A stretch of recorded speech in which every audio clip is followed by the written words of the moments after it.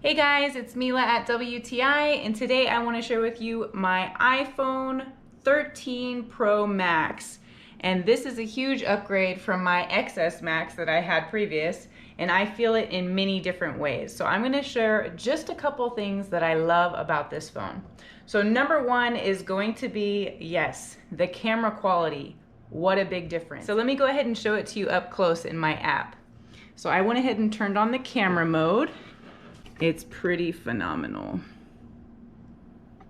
The detail, definitely one of its best features. Now let's go ahead and move on to the next.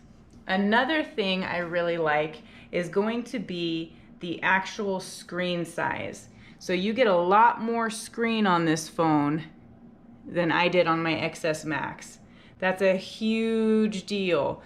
I want to see photos, I want to see video on this phone. It's going to be ideal for that. I love, love, love that feature. I absolutely love the construction of this phone. It feels very high quality, durable, and very strong.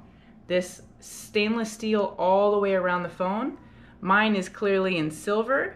It just feels so regal and high quality. I love this phone, and that is my point of view.